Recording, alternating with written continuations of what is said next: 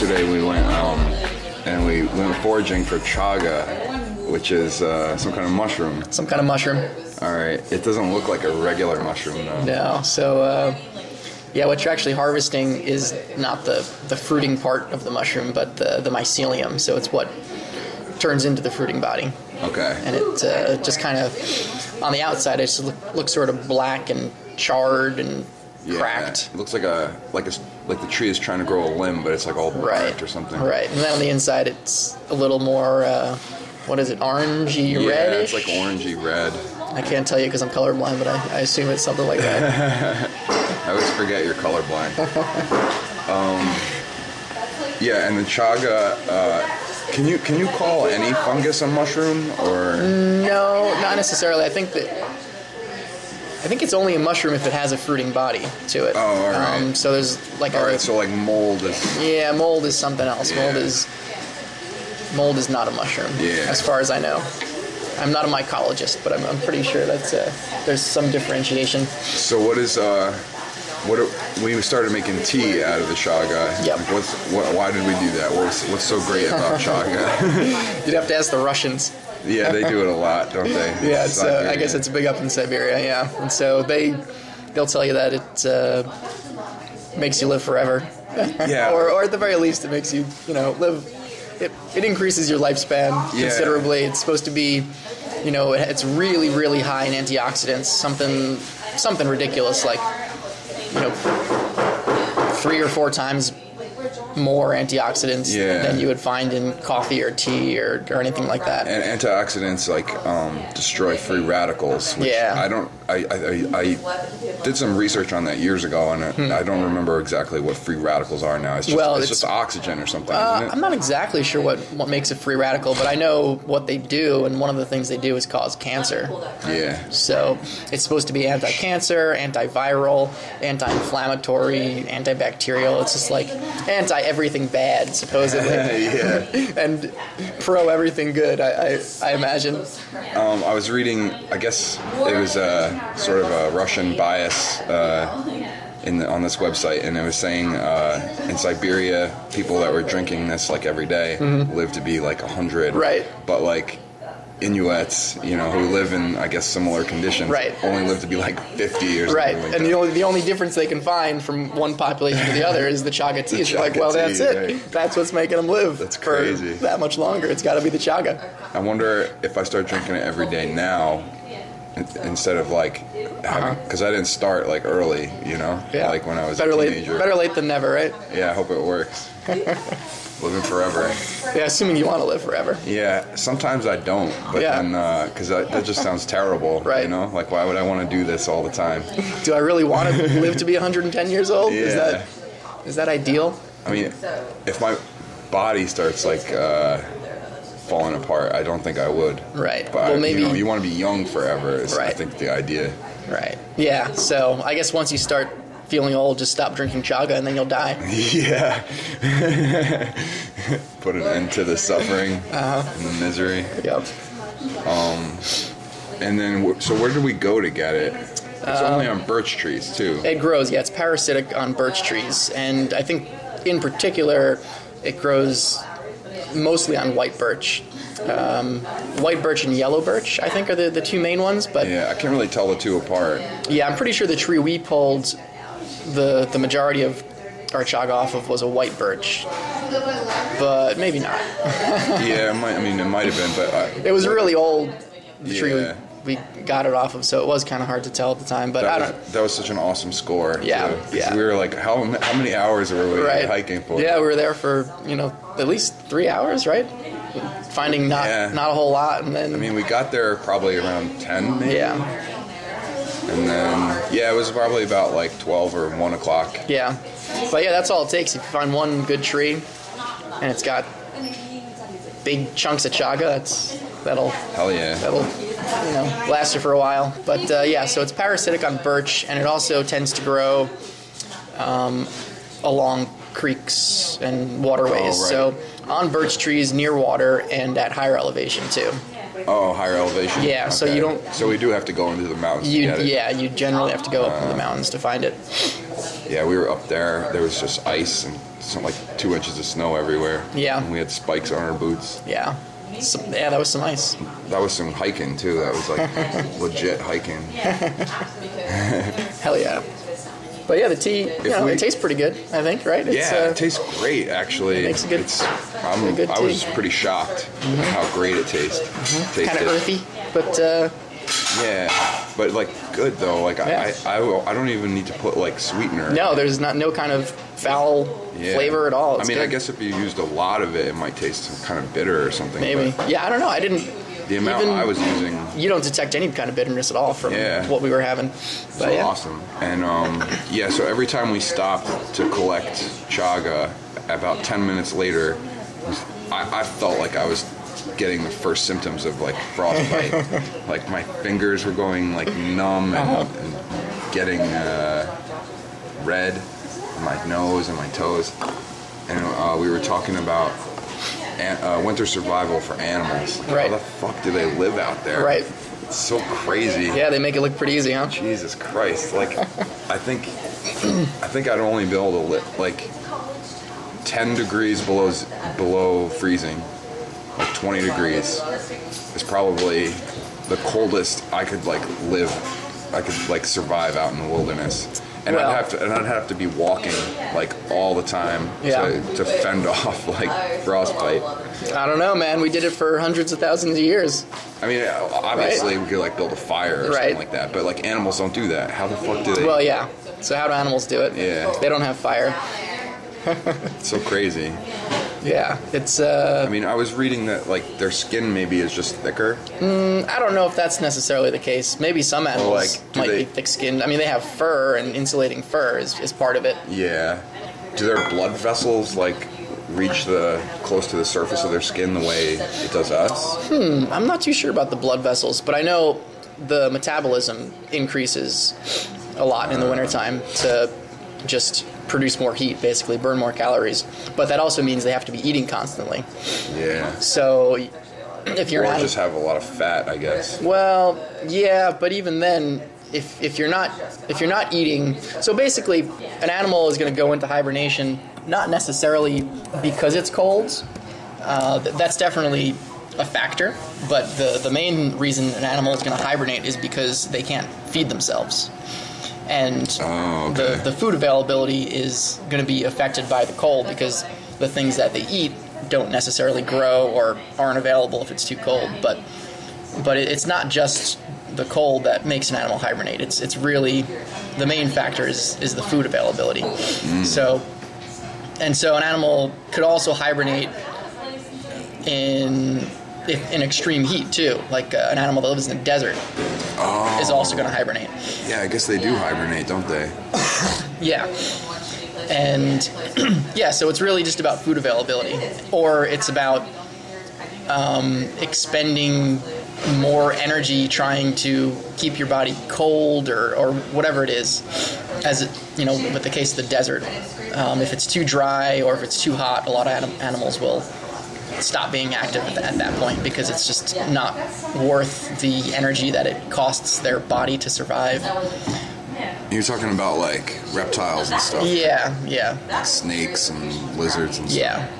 Yeah, and so hibernation is also kind of a weird term because it's I don't know, it's one of those things that's sort of been redefined over time. I didn't know that. Yeah, it's not really necessarily a really useful term because nobody knows what it means at this point because it's been redefined so much. But it's sort of been replaced in a lot of ways with torpor. Torpor means conserving energy? Well, what torpor is, so what torpor is basically any kind of slowing down of the body.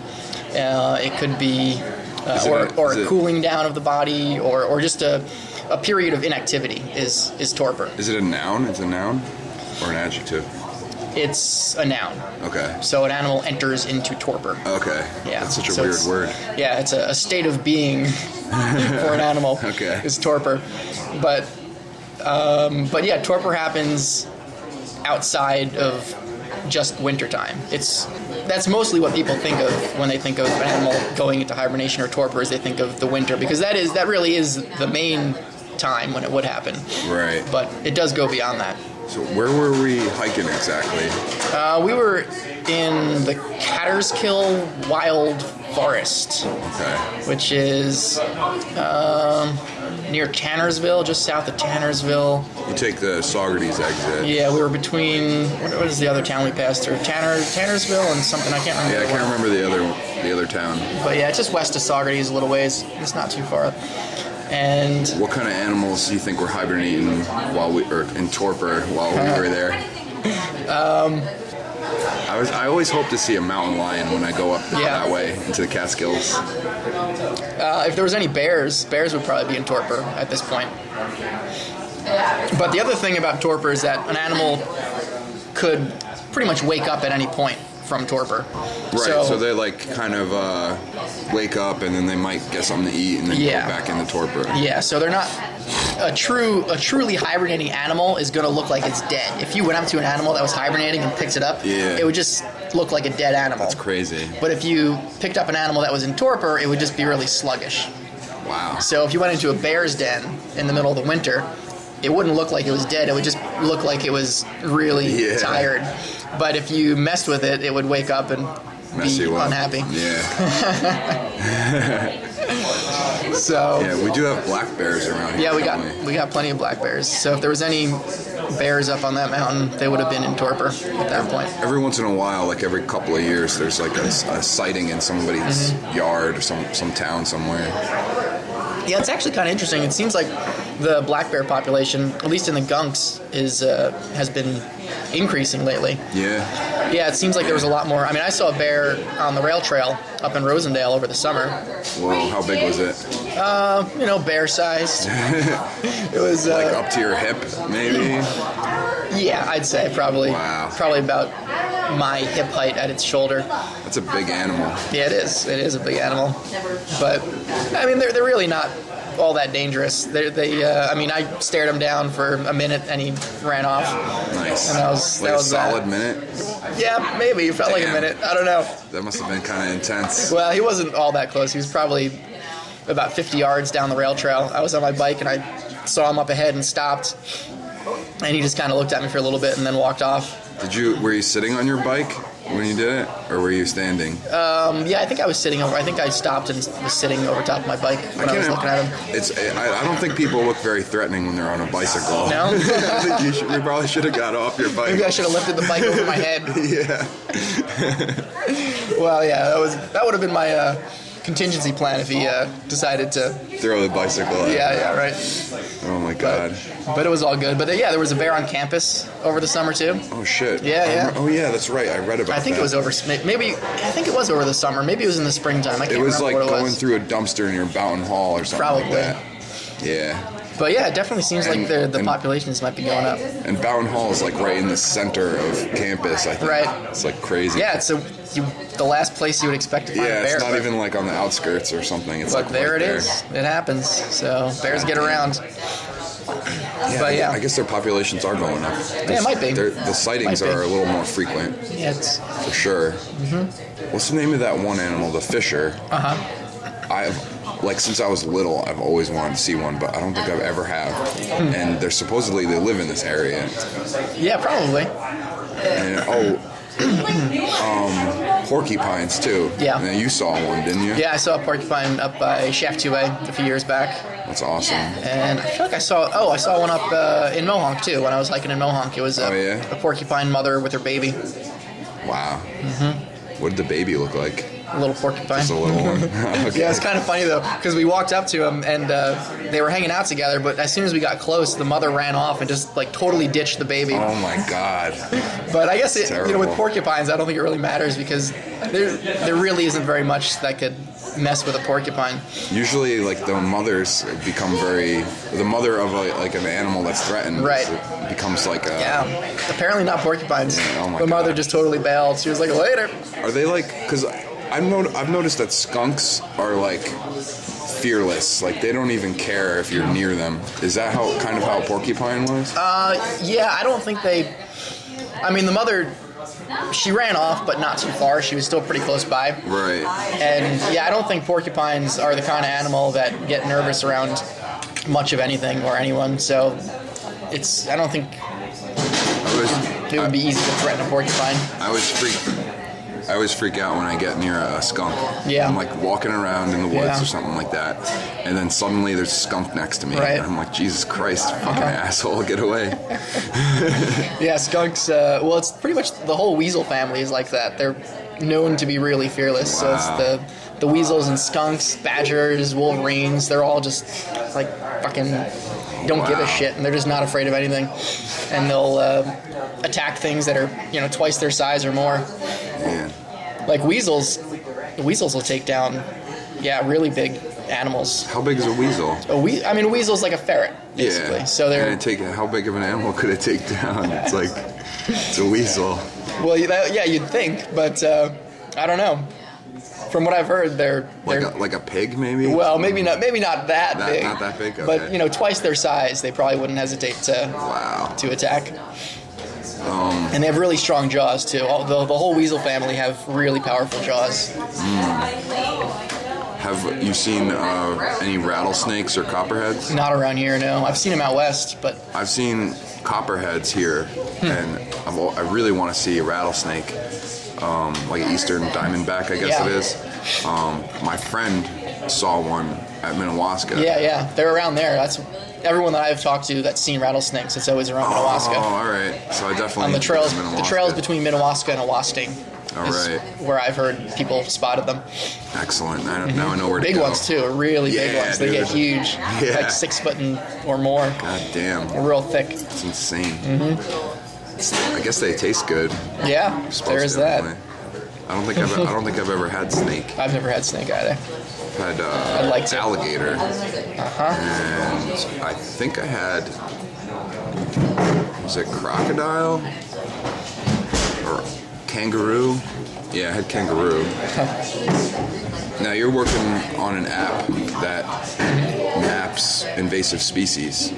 Is this now? Could you use this app like anywhere, or is this just like written for this area? No, the idea is that it should work anywhere. Okay. So basically, you have a database with a list of plants. Well, in this case, if you're looking for trying to map invasive plant species, then you would put into the database whatever invasive plant species you're looking for, and then just go out and look for those. But it works with anything, really. You can, if you want to map like edible plants, for instance, you would enter a bunch of edible plants into the database, and then you can map them out. Or it works for if you wanted to map insects, you can put a bunch of insects into the database. Or if you want to map birds, put a bunch of birds into the database. How are you? What about like bars or restaurants or something? Sure, yeah, why not? Whatever you want, man. Awesome. It works for anything. It's just sort of like a general survey tool. So whatever you want to survey, you just add it into the database and start mapping. And this is like your thesis project? No, this was an independent study that I did, and so this app was actually some undergraduate student had started it a few years back and never got it running. So it was just my job to make it work. Cool. Now it works. Have you mapped anything yet? I haven't, no. No? I want to. It's sort of the timing didn't really work out so well because by the time I finished the app, it was winter time and there wasn't really too much left to map. But once the spring comes, I'm definitely going to start mapping stuff. Do you have any idea what you want to start mapping? Well, I want to do a map of edibles for foraging. That'd be plants awesome. that I can forage. What other, I guess in the springtime, what are other edibles besides the chaga? There's tons. Yeah. I mean, I have chives and like those wild onions or whatever in my yard. Wild leeks. Leeks, they're called? Well, that's one thing. There's wild onions, wild leeks, wild asparagus. All right. I don't think I've ever seen wild asparagus. I've never seen wild asparagus, but it is out there, supposedly. Yeah. And what else was there? Cattails are a big one. Cattails, yeah. And cattails are nice because you can eat a different part of the plant depending on the time of year. So in the springtime, you can harvest the pollen and make flour from the pollen. Nice. Throughout the summer, you can harvest the fresh shoots, and you can eat them raw in salads, or you can saute them, or whatever you want. And then I think there's also these. I can't remember. It's like a root ball or something. It's some kind of like new fresh root growth or something. But you can cut those up and eat those and saute those, I think. The flour that you get from the cattails, you've done it before. Yeah. What does it taste like? Does it? Actually, I haven't eaten it yet. Oh, you haven't eaten it yet? Oh, okay. I just, you put. I collected like a 5-gallon pail full of roots and processed them down, and I got like 3 cups of flour. So just looking at it, it just looks so precious, It feels like, oh my god, yeah. What should I do with this? But you're gonna have to like make like very special pancakes. Yeah, exactly. So I'm very hesitant to part with it. But but it smells really good anyway. Nice. So I think it's gonna make some pretty good whatever. And I'll probably just start with some biscuits, something simple, so I can get a biscuits would be good. Yeah. Get a taste for the flour. And so I've had immature burrs, like burdocks. They're very green and soft before they become all prickly, and they're actually really tasty. Mm-hmm. Very, very tasty. Yeah, there's tons of edible food out there. Tons of stuff you can forage.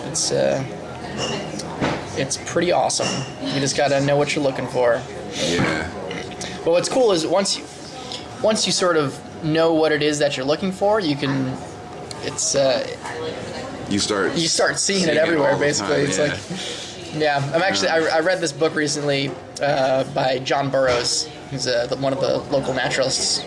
He's from the New York area? Yeah, he lived in the Hudson Valley. Oh, all right. He's got... so he's not... Like, sometimes the naturalists are all from, like, Vermont. Right. Nope, John Burroughs is our own.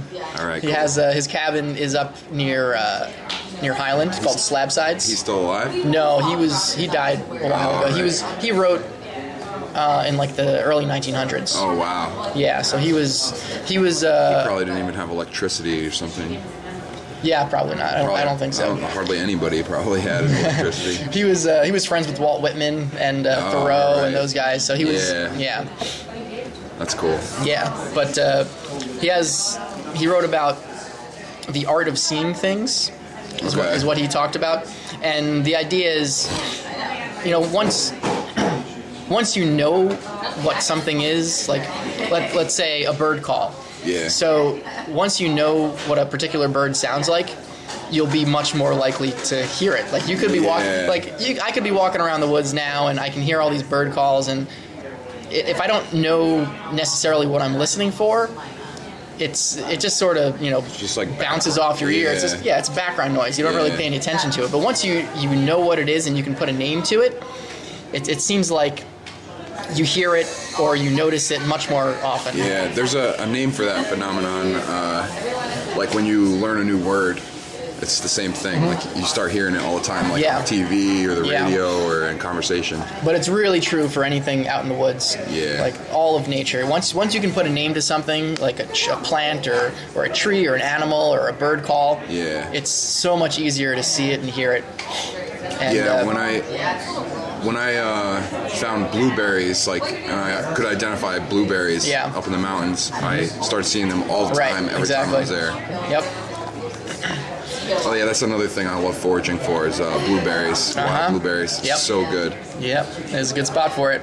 And the Gilded Otter makes this blueberry beer out of those blueberries that's very delicious too. Yeah. Yeah, but the other thing, so for John Burroughs, a large part of it is knowing, having knowledge of what it is that you're looking for or listening for. But the main thing is having passion, right? If you don't have a passion or an interest in it, then it's never really going to interest you, and you won't be listening for it or looking for it. So you have to have the knowledge, but you also have to have the passion. You can't really do much if you're not interested in hearing birds or finding plants. Does he identify bird calls and plants in the book, or does he just talk about? No, he doesn't. Well, he had a chapter all about his search for the nightingale. He was out in England, and he was looking for the nightingale, but he had gotten there too late, and so he just goes on and on about how everywhere he goes, everyone tells him that, I just heard it this morning or whatever it was. But he can't find this fucking bird anywhere. That's hilarious. Yeah. But yeah, but he's cool. I like him. He's a good guy. And you mentioned another book yesterday, that something about the wild asparagus, I think. Oh yeah, Stalking the Wild Asparagus. Who's that by? Ewell Gibbons, I think I want to say. Okay. I need to get this book too. So yeah, Stalking the Wild Asparagus, and this is all about. That's all about foraging. It identifies plants for you. Yeah. So every chapter of the book is focusing on a different plant. Okay. Yep. And yeah, I know you were talking yesterday about how you sort of like farming, but not taking care of this stuff, right? Yeah, I just want to plant it. You just want to plant it come back and to then it. come back. So this is perfect. Foraging is the perfect thing for you because it's basically a wild garden, right? Yeah. And nature does all the work for you. You don't have to do anything. All you have to do is know where to go and when to go there, and you go and you harvest. Yeah, that's right. perfect. There's nothing to it. I'm digging it. So you got to get into it. It's your dream. It's a farm without any of the work. When's the next time we can go foraging? I want to get more chaga. Yeah. I feel like I'm going to run out very soon. Yep. I've been drinking it. I just drank the first of it this morning. Mm-hmm. And I used 2 tablespoons. And I'm like, oh crap! I need to get more. Yeah, we'll go ahead and get some. I'm anticipating the end of it.